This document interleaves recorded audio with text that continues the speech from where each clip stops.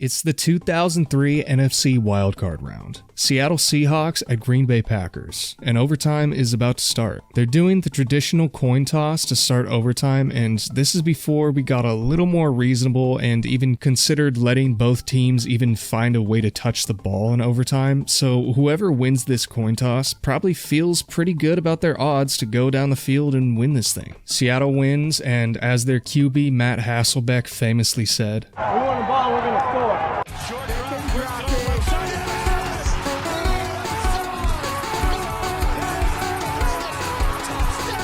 Hasselbeck has been ripped for this for over 20 years, and it's really simple why. He just literally slam dunked himself, talking the talk without walking the walk. So this got me thinking, what are some of the other biggest self-inflicted owns in sports? Times where athletes learn very valuable lessons of not showing off and running their mouths without being able to back up their showboating. Showboating. Why did I say it? Showboating. Is wrong with me? Just things that kind of remind me of this iconic Pro CS clip. Which one of the other players on the other team would you say are your biggest competition in this game? No one.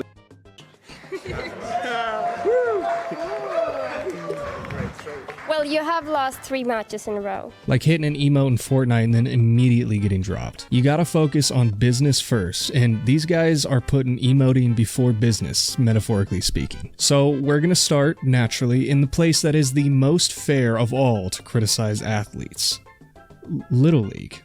2015 Little League World Series qualifiers. New York versus Maryland. New York's pitcher is 1 out away from a clean bottom of the first inning. His catcher appears to call a breaking ball, or at least I think he does, because this pitcher very noticeably shakes off the catcher with the funniest, jerkiest grin on his face. He knows he can just blow a heater by this batter. I mean, look at his face, he knows it. But he found out real quick that he was wrong. Ripped to center field, and if it's high enough, it's gone, and it's long gone. Now, I think that I can personally weigh in on this matter because I have extensive experience hitting homers. And let me tell you folks, that ball is a nuke. There's no two ways about it. This kid is done. Maryland wins the game 15-8, knocking New York out of the tournament. But believe it or not, this one actually has a happy ending. We're not about to just dunk on poor little leaguers. This kid's name is actually Mike Mancini. Mike Mancini came back into the 2016 Little League World Series and won it. He then became a D1 baseball player for James Madison University, hitting .329 with 15 home runs in his second year before transferring to Vanderbilt for 2025, one of the most prestigious college baseball programs in the country. Nice to see this kid shake off his meme status the same way he shook off his catcher. Good on ya. Entering UFC 162, Anderson Silva was in the midst of the greatest run UFC has ever seen. He won 17 straight fights coming into this next one against Chris Weidman. He was the first UFC fighter ever with 10 successful defenses of their title, absolutely running rogue through the middleweight division. He was like Sisyphus if he actually managed to get the boulder all the way up the mountain. Does that make sense? I don't know, just sounded funny in my head. He has what is still the longest title run in UFC history at 2,457 days in over 6.5-year run as the champ. And against Chris Weidman, he wasn't his dominant self out of the gate. He started taunting Weidman during the middle of the fight, and then he got knocked out. That was it. That was how UFC's most dominant champion ever lost their belt. Taunting in the middle of the fight and then getting knocked out. And to add insult to literal injury, they had a rematch later that same year, and Weidman beat Silva again. Crazy. I can only imagine how cool it would have been to be in that stadium and see this happen live. This is the intro to the ad. You're welcome.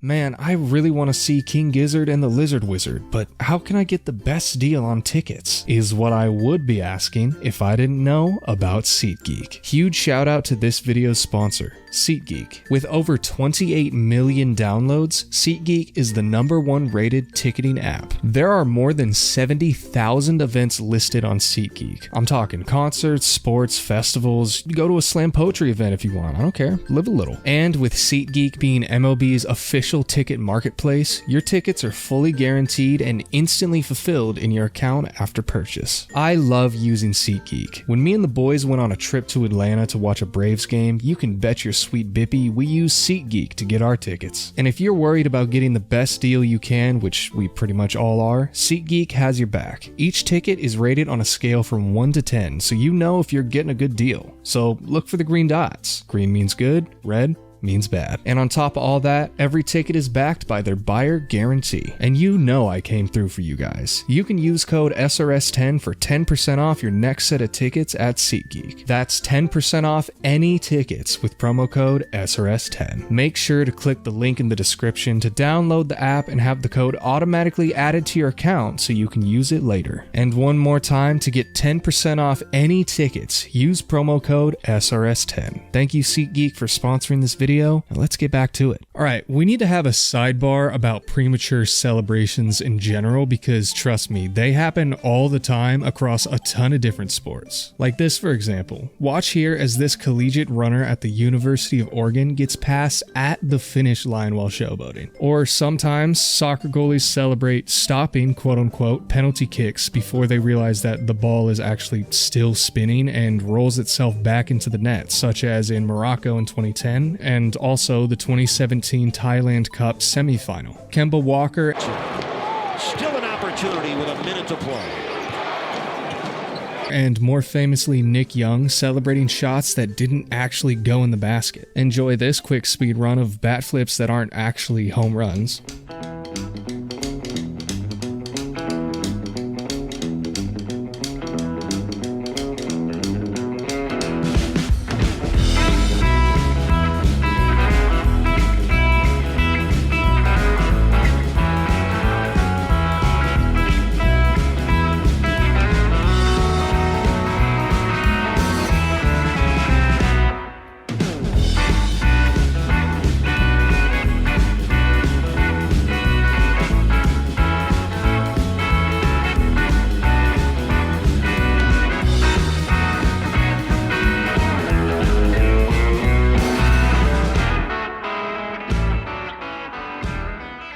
And a ton of football players dropping the ball at the goal line before scoring touchdowns. Malachi Corley actually did this recently for my boss's favorite football team, so ha ha ha ha ha ha ha. With Deshaun Jackson doing this twice in his career. But maybe the craziest premature celebration in all of sports is week 1 of the 2002 NFL season. Browns linebacker Dwayne Rudd thinks this game is over and the Browns win after he believes he just got the game-winning sack. So I'll show you a game-winning sack. Ooh. So he throws his helmet, which is against the rules. The game was in fact not over. The penalty was enforced, since games can't end on defensive penalties because then what's to stop the defense from cheating and running the clock out? And the Chiefs kick the game-winning field goal. Browns lose. An unfortunately really common 2-word phrase in NFL history. Sorry Browns fans, but I mean, you guys got it rough. Alright. This one might actually be the most embarrassing premature celebration in football though. More embarrassing even though it didn't wind up leading the team to lose the game. Kelly Malveaux is a defensive back for the CFL's Calgary Stampeders in 2002.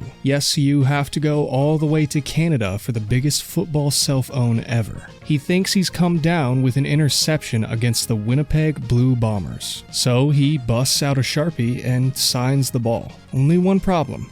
This wasn't actually an interception, it was a touchdown by the wide receiver. I cannot fathom what that felt like when he found out. Just imagine autographing the football the wide receiver mossed you on. That's like signing your underwear after you just peed your pants. But hey, Canadian football, it's weird. You can score 1 point on something called a rogue, which as a football expert, I tore my ACL in high school, so you can basically call me the inventor of football and the complete authority on what's good and what isn't. A rogue is not very football-like. O.J. Simpson had 2,000 yards in a 14-game season. Isn't that wild? Anyways, moving on. This is former Mets pitcher and future John Boy podcaster David Cohn. He thinks he's gotten a runner out at first by covering the bag on a routine, boring old ground ball. And he very clearly got him, but the umpire calls him safe. And while arguing with the umpire, 2 runners score because Cone is distracted yelling at the umpire and not paying attention to the game. Funny enough, this is still like the 247th dumbest thing that has ever happened to the Mets on the field during a game. But this, the granddaddy of all arguing with umpire cell phones, takes the cake for this little niche of the video. Milton Bradley, a Padres outfielder in 2007, and as of 2005, a guy who got name dropped in the Zathura movie by Josh Hutcherson, is on first base and is beefing with the first base umpire. He storms off the bag to confront him about something. My best guess is the ump said the gold arabesque is better than the wild lotus, and he wasn't having none of that. Bradley is being restrained by his first base coach and his manager, but he's determined to go after this ump. He wants more than anything to give this umpire the business, and while he's on his warpath, he falls to the ground and blows out his ACL in the process. Milton Bradley tore his ACL trying to argue with an umpire. That is it's just so unlucky. And since we're on the topic of tearing your ACL, I guess, this is an Arizona Cardinals kicker celebrating a made field goal to make it 3-0 in the first quarter of a regular season game, and tearing his ACL leaping into the air to celebrate that kick. Do I need to say more? Remember back in the day when YouTube was all about trick shots? Machinima was on top just pumping out Halo, COD. I think that's pretty much it. Those were the main ones. But everyone wanted to do a trick shot montage back in the day. And it seems like Rays shortstop Taylor Walls wasn't immune, and he wanted to make his own baseball trick shot montage. Did it work out for him? No.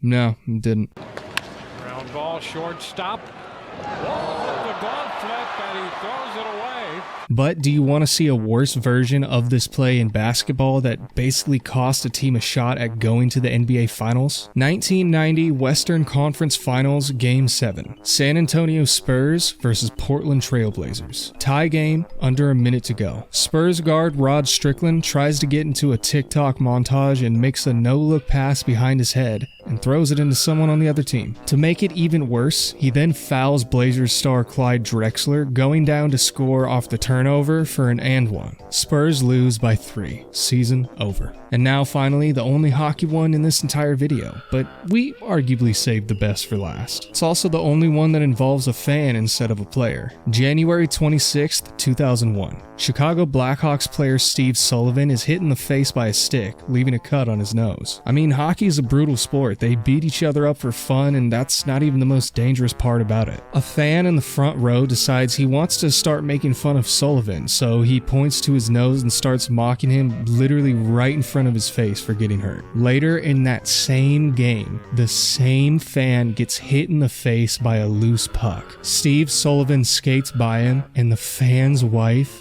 gives Sullivan a thumbs up. Like, dude, there's no way. This sounds like a Reddit post. Now you're gonna tell me that everyone started clapping. Anyways, ladies and gentlemen, thank you so much for watching this video. As always, if you liked it, like, comment, subscribe, all that good stuff. If you made it all the way to the end, comment surf and turf down in the comments, or just type anything. I know most of you are gonna do the word anything, but anything helps with the algorithm, so go ahead. Anyways, have a lovely day, gamers.